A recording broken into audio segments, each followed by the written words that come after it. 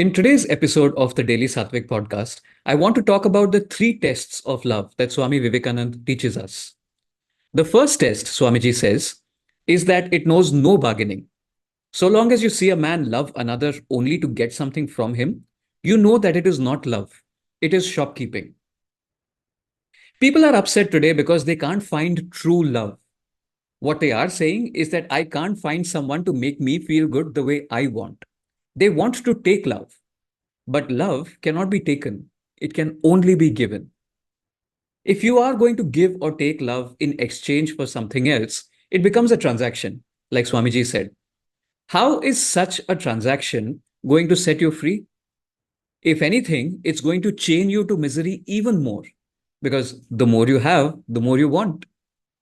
But if you can give love to your family, to your friends, to your work, you will evolve as a person. You will not be obligated to do things, which will mean that you will do things because you can. You will be able to do what is needed, even if other people don't want it at that time, because what is needed is far more important than what is wanted. And you will be able to say no where it is necessary. And by extending this kind of love to others, you will also extend it to your own self. Pure, true love cleanses you. It makes you a better version of yourself. And by freeing you from the obligation of doing things, it sets you free. The second test, Swamiji says, is that love knows no fear. Does the lamb love the lion, the mouse the cat, the slave the master? With love never comes the idea of fear. Swamiji gives the example of a young mother. If a dog barks at her on the street, she will rush into the nearest house, frightened. But if the next day a lion attacks her child on that very same street, where do you think you'll find her? At the mouth of that lion, trying to protect her child. It was love that conquered her fear. Niccolo Machiavelli famously wrote, "It's safer to be feared than to be loved."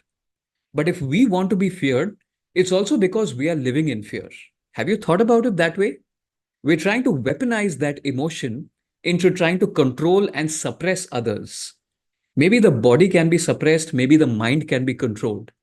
But the spirit, the soul, the Atma, which wants to be set free, how can that be controlled or suppressed? There is no such thing as aggression or control or suppression in love. Only acceptance of people, of situations, and of your own self. Love can conquer all your fears and make you live a life that's free of regret, anxiety, and misery. Now, isn't that a kind of life that we all want to live? And the third and final test, Swamiji says, is a higher one still. When one has thrown off all shopkeeping and cast off all fear, one then begins to realize that love is always the highest ideal. So, what does ideal love want? The answer is nothing. The ideal love does not want this idea of heaven or what it's going to get in the next world or expectation of the next moment. It is only rooted in the present moment.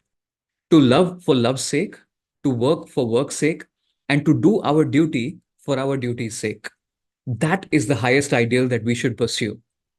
And when we no longer have the desire for an exchange or transaction, when we no longer have the fear of losing something or of failure or of something else, then we tend to realize that really there is no other ideal to practice. Don't let the wrong idea of love trap you in misery. Don't try to crave love from someone else because it will hopefully fill a gap left in your life by that missing sense of purpose. Because honestly, it won't. Use love to explore the beauty of life and to empower others. Make love a part of your swabhav, your inner nature, and rest assured it will give you mukti, which is freedom from bondage. Love for God, love for all that's in the world, and love for one's work. These are the hallmarks of a pure soul. And until next time, namaste.